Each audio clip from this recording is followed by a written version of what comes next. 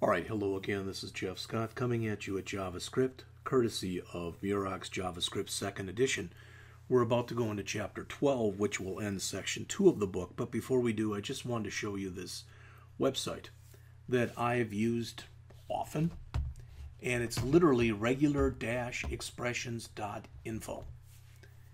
And what's nice about it, among other things, is it's broken down where there are quick starts, tutorials, they break it down by language. They have examples in here. All right, references, etc. There are book reviews, and there's books that are even shown over here. All right, so there's a lot of information, just so you're aware of it. Like I said, there are other sites that you can go to also. All right, but this is one that I tend to keep going back to and back to and back to. So, Chapter 12, which starts in our book on page 361. You can see the chapter is entitled How to Use Regular Expressions, Handle Exceptions, and Validate Data. That's actually 3 different topics.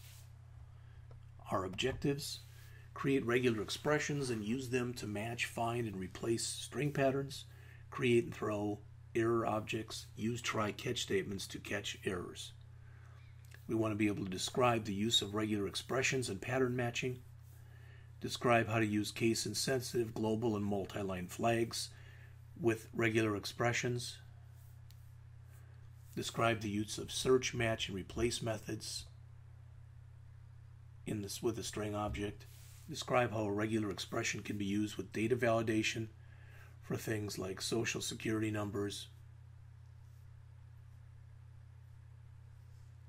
describe how to create and use error objects, and describe the function of the try and catch blocks in a try-catch statement. Okay? So, they give an example here. I don't know how good it is or is not, but first you'll notice they're creating a new regular expression object. So what they're doing, for lack of better words, is they're trying to figure out whether or not, okay, so you can do this either way. You can create a new regular expression object this way, which normally isn't done. It's normally done like this. So I'm creating a pattern here that says Babbage. All right? So once we do that, how do we test different things? Okay? So you'll notice we've got here var inventor equals Charles Babbage. So this will test to see whether or not that inventor contains Babbage. Since it does, it'll display true.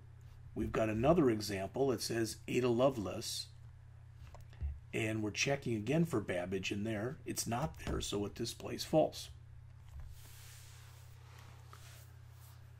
Now, there's different ways that we can do this. Again, they're showing 2 different ways. It's normally done like this. What this says is, I'm going to set up a new pattern, and I'm going to call it Loveless. And it's going to be case insensitive. So in other words, that would match Loveless all in caps, all in lowercase, or in any mixture of upper and lowercase.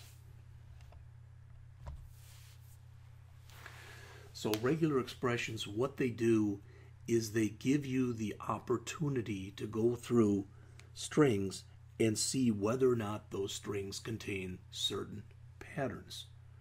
When you set up a regular expression, you can set it up as an object or as a literal.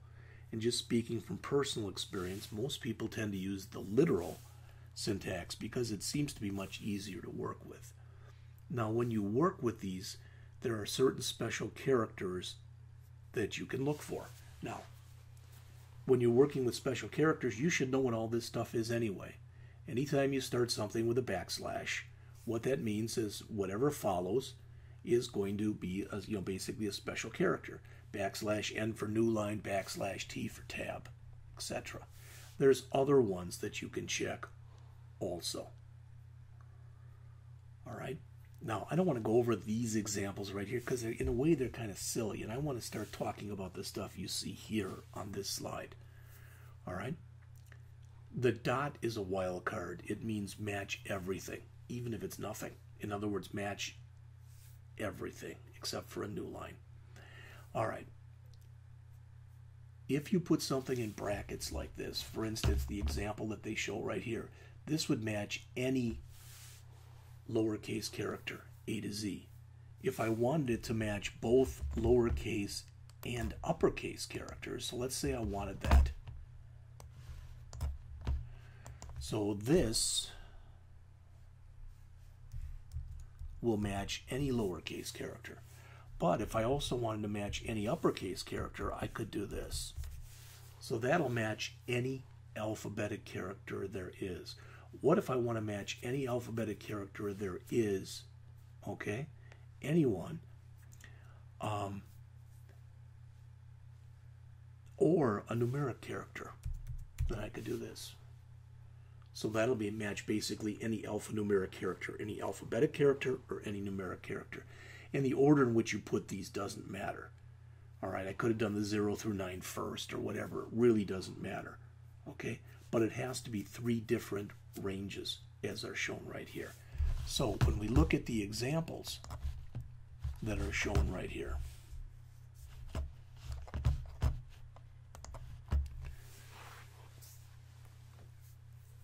if I would have, for example, put a caret that you see right here, which is shift and then the number 6. So if I would have put inside of, let's say that we took that caret and put it right here. That would say match any character except a lowercase alphabetic character. The ones you end up using a lot are things like the D. Lowercase d means any digit. Uppercase D means any non-digit. Lowercase w means any letter, number, or underscore. Uppercase w means anything that's not a letter, number, or underscore. Lowercase s means any white space character, be it a space, a tab, a new line, or whatever. Uppercase, uppercase s means match anything that's not a white space character.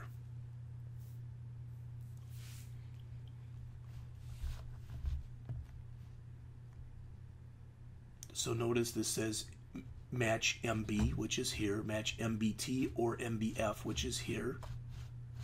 This says match MBT-W, or any, again, with a capital W, any character that's not a letter, number, or underscore. Well, that's a number, so that's going to return false. Now, when you work with this, notice the caret assumes double duty. If you have the caret, as we already mentioned, inside of here, that means show me something that's not. All right, so again, if we put that there, it means not A through Z. But if we start a regular expression pattern with a caret, that means starts with. So the caret means starts with, $ means ends with. So notice here, that says this must start with Charles, and since it does, it'll display true. This says it must end with Babbage, and it does, so it's true. This says it must start with Babbage. Well, it doesn't, so it displays false. All right? All right. Again, you can work with patterns. The one thing about regular expressions, be it good, bad, or indifferent, is there are so many different ways to work with regular expressions. And if you buy one of those books or you take a look at one of those things, there are so many more ways of typically doing the same operation that people don't get, that for lack of better words, it can drive you kind of nutty.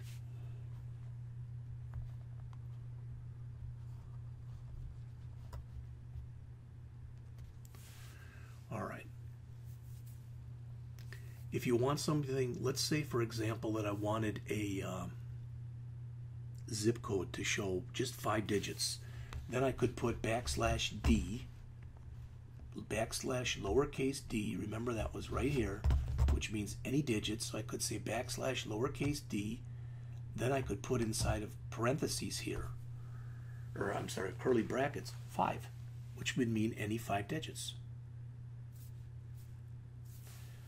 if I wanted some kind of a number, let's say that I could have a student number that was between 5 and 10 digits, I could put 5, 10.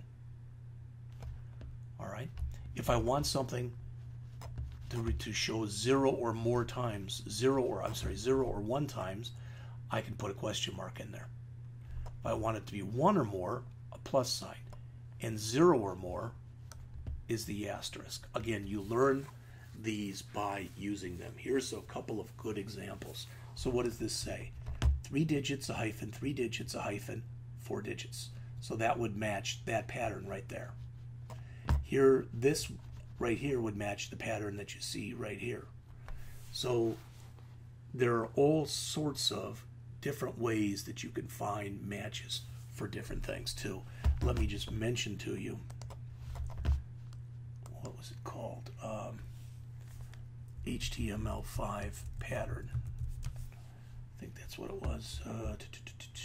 Yeah, I think it's HTML5pattern.com. And notice what they show. For example, postal codes. So if you want to use the American postal code, either 5 digits or 5 digits, hyphen, and 4 digits, you can go there. If you want a telephone, all right, there's a way that you can show it. There's the USA one that's down here, down towards the bottom here. So there, again, are plenty of different resources that you have to go and look for different things as far as being able to grab regular expression type of information. Okay. By default, the regular expression just finds the first occurrence. If you want to find every occurrence, you typically put a G specifier on the end, which means global.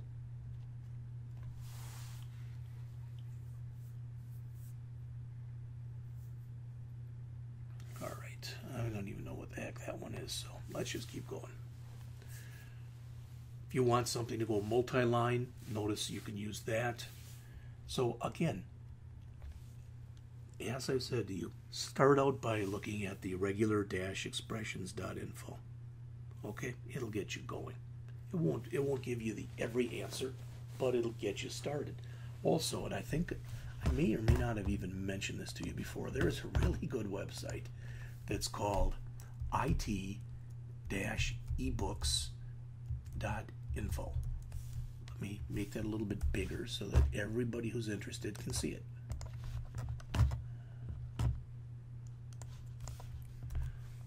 Oops, well, that didn't help much, did it?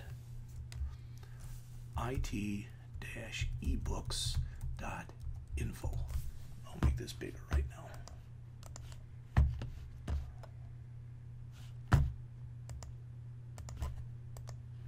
All right, that should be plenty big. Now, if I grab this it-ebooks.info, if I grab that, paste that into a browser window, and hit enter, this site literally has hundreds of books that are available in PDF format for free. So I'm going to come in here and I'm going to search on regular expressions. Oops, I guess I did spell it right. And you'll notice mastering regular expressions, regular expression cookbook. All right. And the good thing is, well, here's JavaScript regular expressions. The good news is that typically regular expressions are pretty much done the same in just about any kind of language. The way that they're set up is very similar in any kind of language. But there's a book that you might want to take a look at. 112 pages. And if I go down here and I go to download, boom, it'll allow me to bring it in there in PDF format.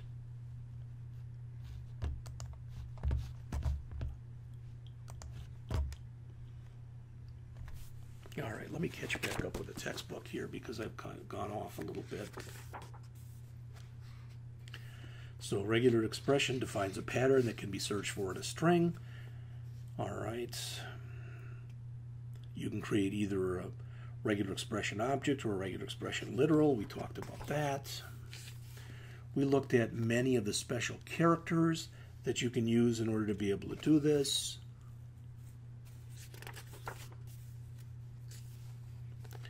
If the global property is set to true, you can use the test method to look for more than one match. If the multi-line property is set to true, the caret looks for matches at the beginning of the line, and the dollar sign looks for matches at the end of the line.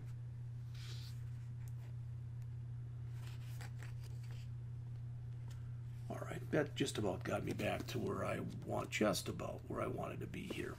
Okay. All right, so here's some more examples. Again, the best way to learn how to do this, I can't say this too many times to you, is to literally just sit there and create your own program. All right, and then start putting in all of the different things that we see in there, all of the different combinations, using the caret, using the dollar sign, one, the other, both, neither, matching things, not matching things, figuring out why things are matched, why they're not matched, add things like the global identifier there, etc. So here's a couple things in here that are done to check for validity. And some of these I've already mentioned to you. All right, this is also on page 372 and 373 in the book. Notice they've got patterns in there for matching a phone number, where it's 3 digits, a hyphen, 3 digits, a hyphen, and 4 digits. Credit card numbers, which are typically set up in 16 digits. Zip codes in either format. Dates in different formats. And again, there are just so many different ways and so many different things that you can look for in here. And here's some examples that use those. It's kind of important, and they sort of mention it in the chapter here, but they don't really, and that is that if you're going to be doing this, if you're going to be using these and you want to check for matches, what you might want to do is you might want to have one method display if something was found, and then use an else to have some kind of another method display if it's not found. So at least you know when you've got some kind of conclusive proof that either it did or it didn't work. All right, here's a big email regular expression pattern that's shown in here. And there's a lot of different ways to do emails. Some things it's very hard to do regular expressions on. For instance, let's say that I say the first name must be all alphabetic. Okay? All right. Well, what if a person's first name is Jean-Claude or something like that, where there's a hyphen in it? Well, then I want to allow letters or hyphens. Well, then what about people who might have a space in their name? And there's all sorts of mitigating factors. So with some people, what they do is they just say, hey, for some fields, it makes sense to use a regular expression pattern. All right, for some different things. And for other things, it may or may not. All right, let's jump on to the second topic that starts on 374 in the chapter, and that is exceptions. One thing to realize is when you're working with exceptions, exception is an exception to the rule. It's not a good thing. And I've said this kind of thing before, where if I see somebody walking down the street and I know them and they're pushing a baby stroller, and I look at their baby and I say, wow, what an exceptional child, they're probably going to look at that as being a compliment, which it probably is what it would be meant to be. But an exception to the rule in programming means an exception to the norm. It's not good. So to prevent your app from crashing due to different kinds of errors, like a runtime error, for example, you can write code that handles exceptions. Again, typically these are for runtime errors that occur due to unexpected error conditions. You can also throw your own exceptions, and you can write code that handles them. So to create a new error object, you use its constructor with a string as the parameter. If the parameter isn't a string, it's going to be converted to one anyway. To trigger a runtime error, you use the throw statement. Okay?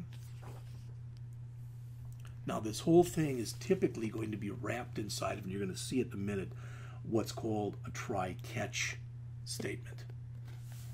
Now, if we look in here, this says if for some reason, if this or this or this, throw new error. All right, so what does that mean? Well, what you're saying is if either I put in a negative value or nothing for an investment, or I put an annual rate in that was 0 or less, or I mean a number of years that was 0 or less, then there's no built-in JavaScript exception, so I'm going to create my own. So I'm going to throw this error. So what I'm going to see on the screen is a message that comes up that says, please check entries for validity. All right, and if it doesn't do that, if I don't get this message, if it skips this, that means I put in a positive value for each one of these.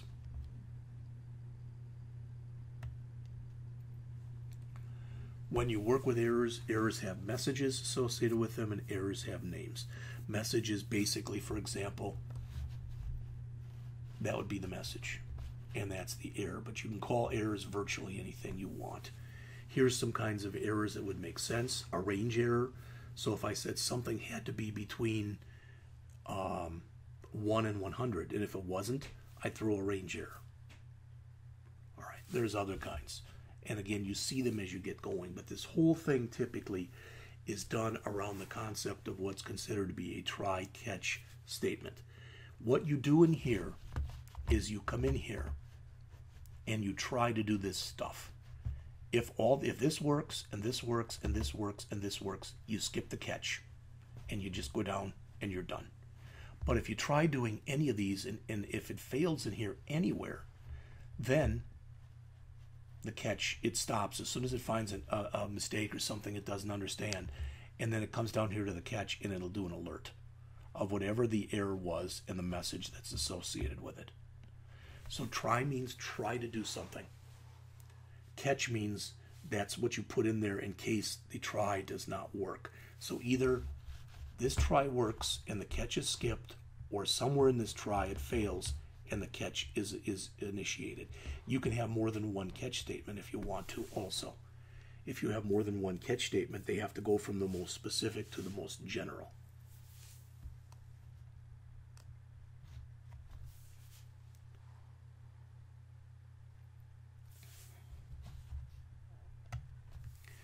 So again, hopefully you will have a little bit of an understanding, at least, or a preliminary understanding of what a try-catch is.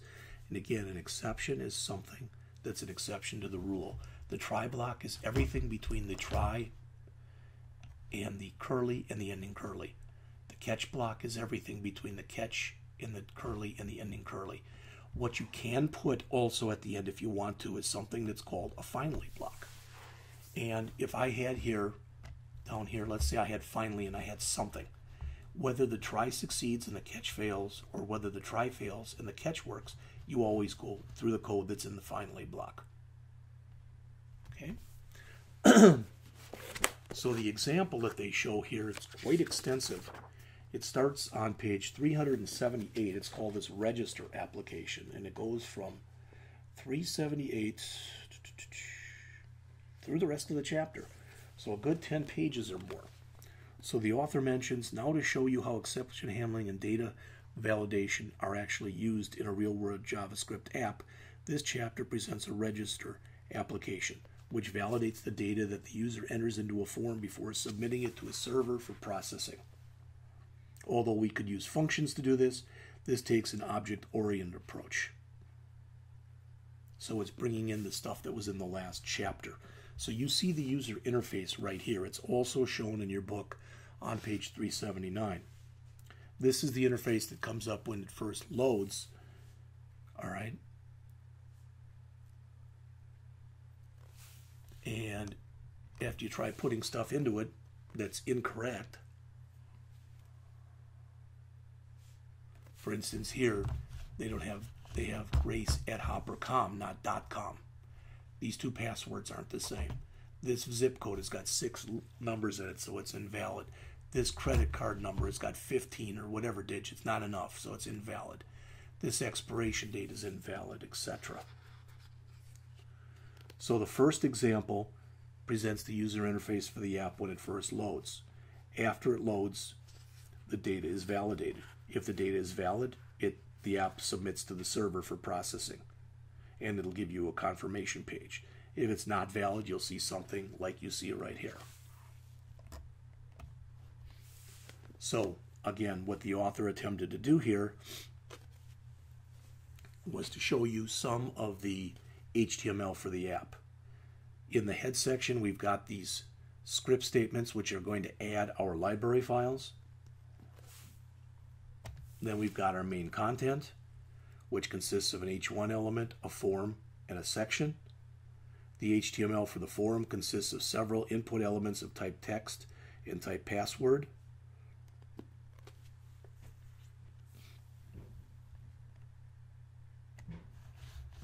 And you'll notice that what we have in here is password and then password error.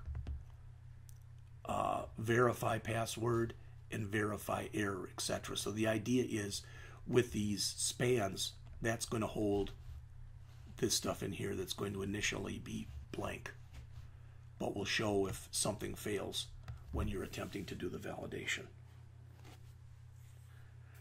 So again, when the validation succeeds and the registration is successful, all right, that's when you'll go and you'll actually just show the confirmation page.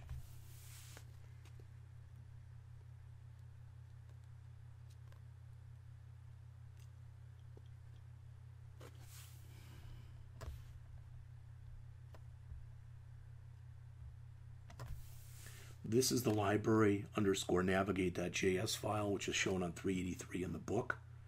It starts with our old familiar aliasing of the $ function. Next, we've got an object literal named navigate, which contains two methods, show form and show results. Again, it's important that you realize that the objects created in these files are not created by constructors. Rather, they're created using object literals. So the navigate library provides methods for navigating between the form and the section. The fields library creates an object that contains fields and messages for data validation. The actual validate library, which is shown on 384 and 385, starts with a constructor for a validate object. All right? It validates the specific fields that are in there. When you do this, the methods will return true if the text that is passed to them is valid and false if it isn't. All right, some of them are just pretty self-explanatory. In fact, most of them are, I think, if you take a look at them, but they are fairly complex. So again, the validate library creates an object with methods for validating user entries.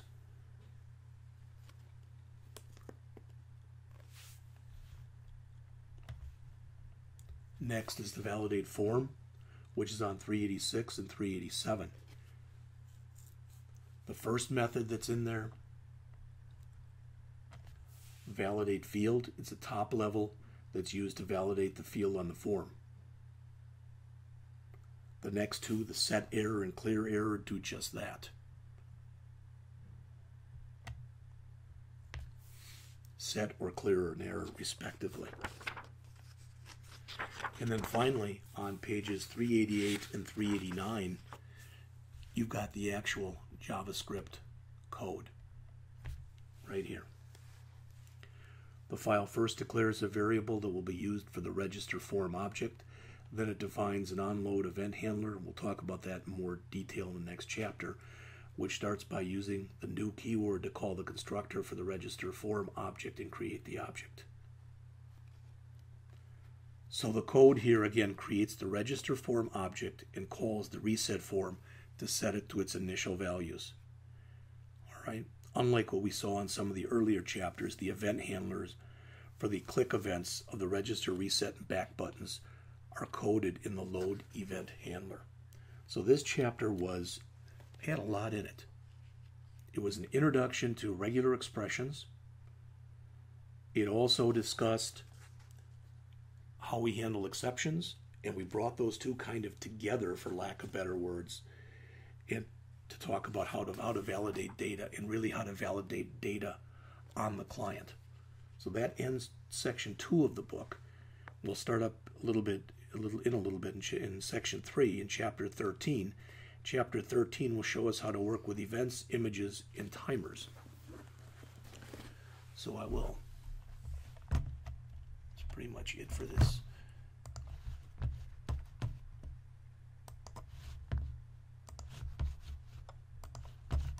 So, chapter 13.